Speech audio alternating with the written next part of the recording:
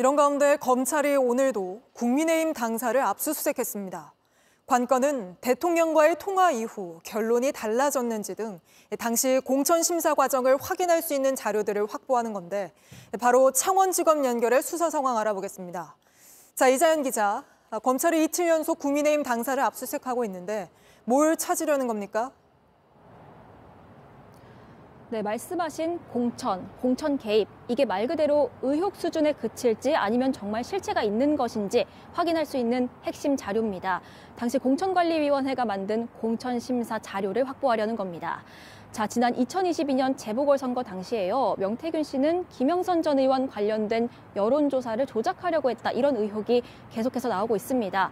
여기에 더해서 명태균 씨가 당시 국민의힘 지도부와 상당히 가까웠던 정황도 계속해서 전해드리고 있습니다. 그럼 남은 궁금증은 이겁니다. 명태균 씨가 정말 조작된 여론조사 보고서를 매개로 해서 그 정치인들을 통해서 원하는 공천 결과를 얻어냈는가 하는 겁니다.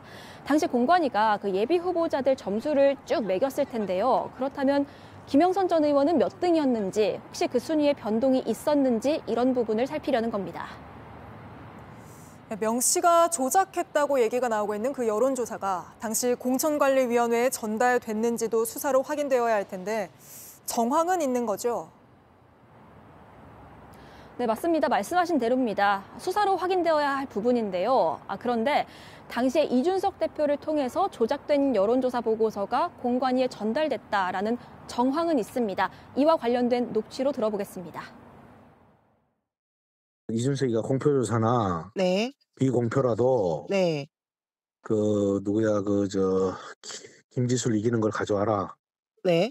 그러면 전략공천 줄게 이라는 10% 앞서면은 네. 그냥 경선 없이 한다고. 네. 이제 최소한 7%는 앞서야 된다. 검찰 수사가 어디까지 진행되고 있는지가 궁금한데 검찰이 당시 공천 과정을 확인해서 어느 정도 윤곽을 밝혀내기는 한 겁니까? 네, 검찰은 명태균 씨 휴대전화에 있던 녹취 그리고 카톡 대화 상당량을 확보했습니다. 그리고 이걸 토대로 해서요, 당시 공천 과정의 타임테이블을 완성을 했습니다. 그래서 저희도 타임테이블로 준비해봤습니다. 지금 자료가 나가고 있을 텐데요. 2022년 4월 2일부터 시작해보겠습니다. 조금 전에 들으신 내용입니다.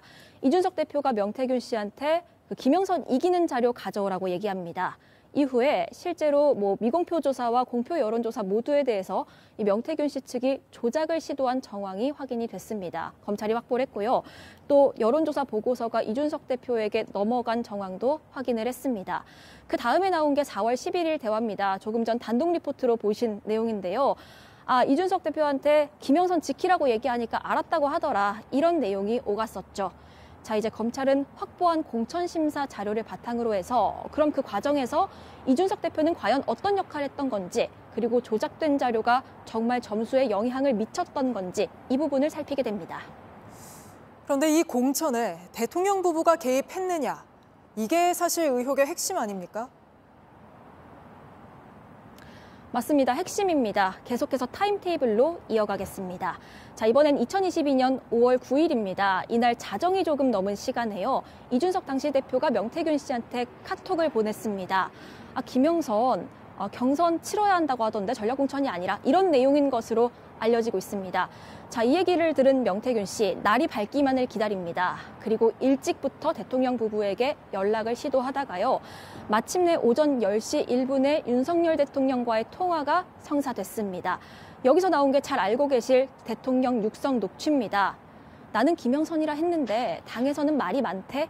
이런 내용으로 나왔었죠. 아마 기억이 나실 겁니다. 자, 그렇다면 종합해 보면요, 공관위의 당시 평가와 대통령의 의중이 갈렸구나, 달랐구나 라고 짐작할 수 있는 대목입니다.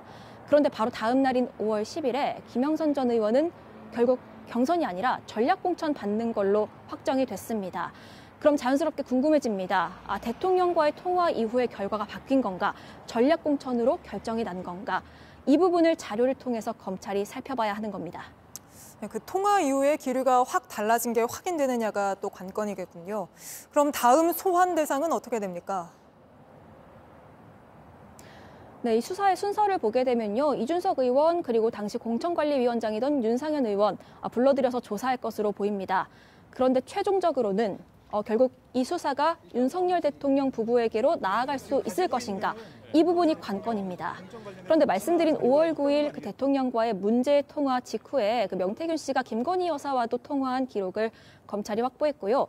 또 그 직후에 이준석 대표한테 카톡을 보내서 김 여사가 윤상현이랑 통화했대, 전화했대 이렇게 얘기하는 카톡도 확보가 됐습니다.